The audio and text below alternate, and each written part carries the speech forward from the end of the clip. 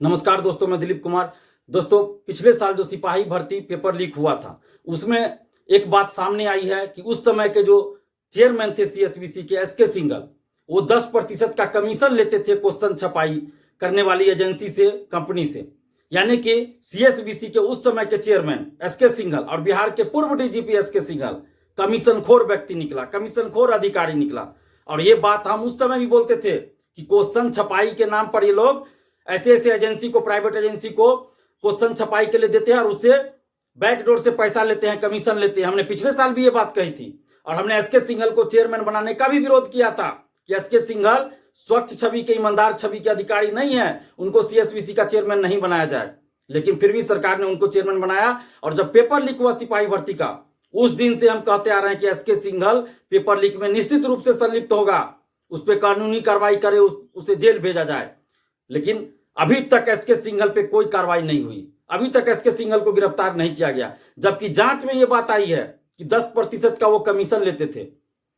अखबार में कल खबर छपी है, पटना के अखबार में, कि जांच में यह बात सामने आई है, जो आर्थिक अपराध इकाई जांच कर रही है उसमें यह बात सामने आई है कि 10% का कमीशन लेते थे एसके सिंघल। आखिर एसके सिंघल को कौन बचा रहा है? जब इतनी बातें बाहर आ गई तो आज तक एसके सिंघल को फिर भी गिरफ्तार क्यों नहीं किया जा रहा है? कौन है एसके सिंघल के ऊपर? किस नेता का हाथ है जिसके वजह से एसके सिंघल को बचाया जा रहा है? और 1.5 महीना पहले पटना के ही अखबार में खबर छपी थी कि पटना के 3 शिक्षक, कोचिंग शिक्षक पेपर लीक, सिपाही पेपर लीक और बीपीएससी टीआरई 3 पेपर लीक में संलिप्त हैं। आज तक उन शिक्षकों का नाम सार्वजनिक क्यों नहीं हुआ? क्यों नहीं उन शिक्षकों पर कानूनी कार्रवाई हुई? कौन बचा रहा है इन लोगों को? हम नीतीश कुमार जी से ये पूछना चाहते हैं कि ये कैसा सुशासन आपका है? ये कैसा कानून का राज है नीतीश जी? ये कैसा भ्रष्टाचार पे जीरो टॉलरेंस है आपका नीतीश जी? जहां पटना के 3 शिक्षक जो संलिप्त है पेपर लीक में, उसका नाम तक सार्वजनिक नहीं हो रहा है, उस पर कानूनी कार्रवाई नहीं हो रही है। एसके सिंघल पे कानूनी कार्रवाई नहीं हो रही है, एसके सिंघल को गिरफ्तार नहीं किया जा रहा है। कानून के नजर में तो सभी एक समान है, फिर एसके सिंघल को क्यों नहीं गिरफ्तार किया जा रहा है? पटना के 3 शिक्षकों से क्यों नहीं पूछताछ हो रही है? क्यों नहीं उनको गिरफ्तार किया जा रहा है? जब भी पेपर लीक होता है, बिहार के लाखों छात्र युवाओं के सपनों को बेचा जाता है, उनके कैरियर को बेचा जाता है, उनकी नौकरी को बेचा जाता है।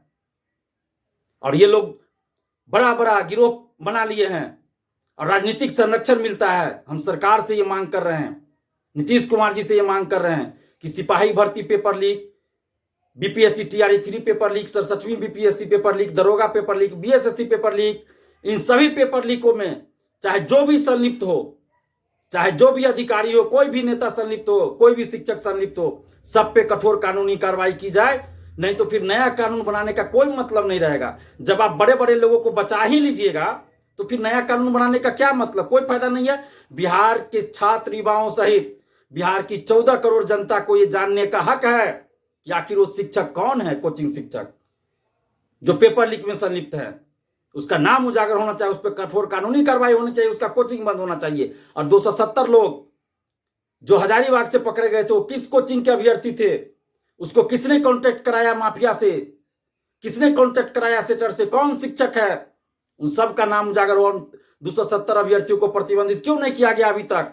उसको प्रतिबंधित किया जाए और जितने भी लोग संलिप्त हो उन सभी पे कठोर कानूनी कार्रवाई की जाए। चाहे कोई बड़ा से बड़ा नेता हो, बड़ा से बड़ा कोई अधिकारी हो या कोई शिक्षक हो, जो भी पेपर लीक में संलिप्त है, सब पे कठोर कानूनी कार्रवाई की जाए।